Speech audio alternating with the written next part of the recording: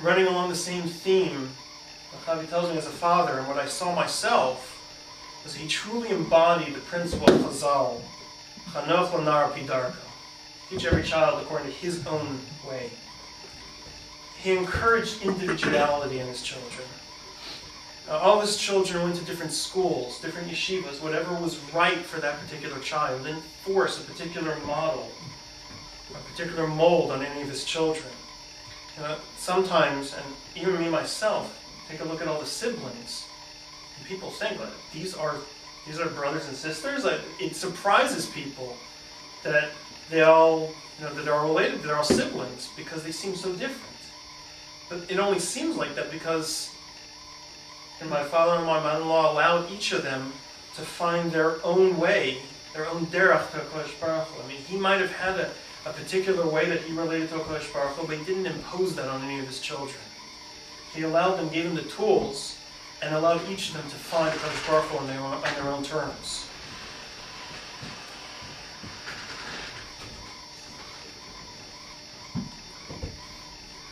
The other thing, again, running, it's a similar type of theme, was that connections were very important to him. There's a running family joke that wherever he went, whatever city he went to, whatever situation he went to, he would always recognize somebody. Now the joke was, and it was serious because I saw it with my own eyes, that he'd be in some city in the middle of nowhere, and he'd meet somebody and say, "Hey, I was with you in camp in 1964. And it turned out that they were. He would remember that. He never forgot a face.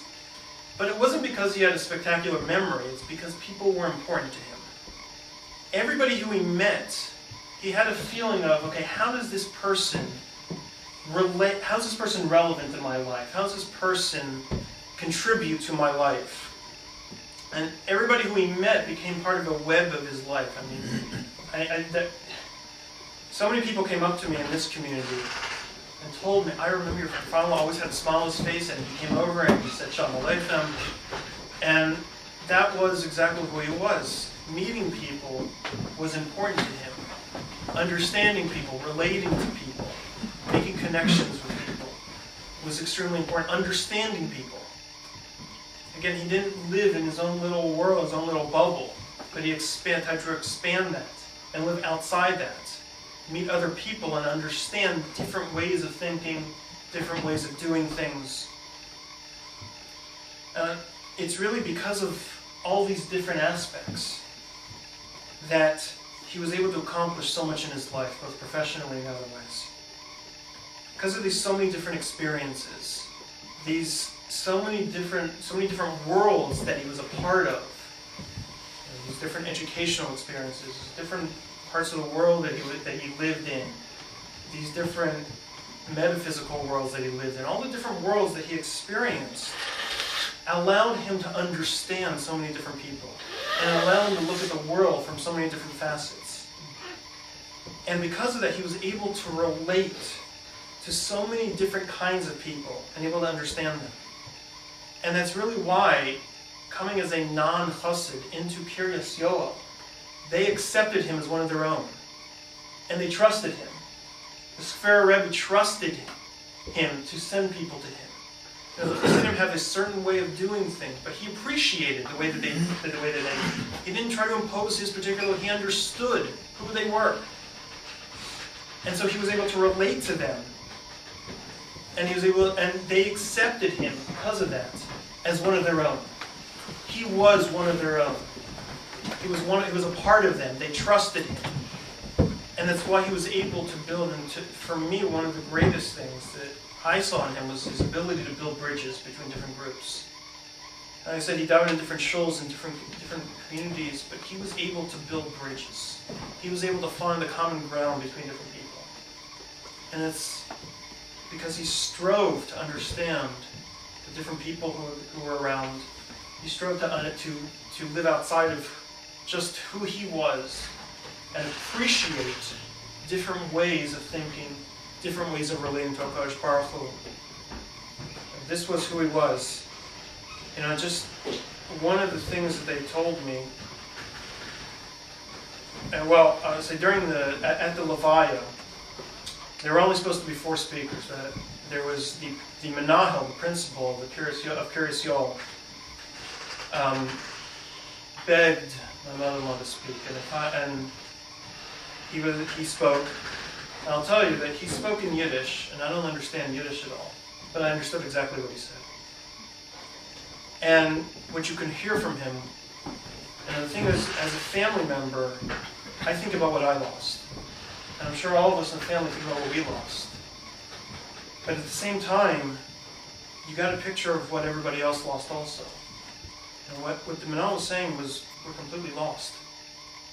What are we going to do? How are we going to replace this person? What he meant to our community is irreplaceable. And just a week ago, somebody who works in Kiryas Yol told me that in order to try and replace the different areas that he was involved in, all the different hats that he wore in Kiryas Yol, they're probably going to have to hire 4 different people. Which is just shocking if you think about it, that one person could be involved in so many different things and have the ability to relate to so many different areas. They're going to have to find 4 different people to try and wear all the hats that he wore. And I almost hesitate, but I think I'll end with a little bit of a humorous note, which I think tells a lot about who he was. And one of his favorite stories he told me, one that some of you may have heard me relate it, is he was, he had just a way of relating to children that he saw. And he had payas behind his ear. Those of you who saw him, knew him. And in Kiryas Yol, their payas look a little bit different. They kind of hang down. They don't wear them behind the ear.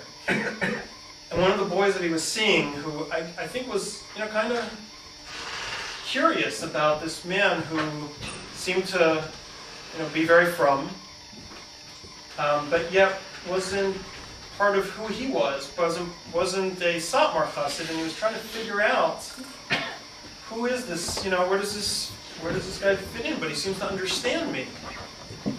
And he told my father-in-law, he said, told him in Yiddish, I don't know Yiddish.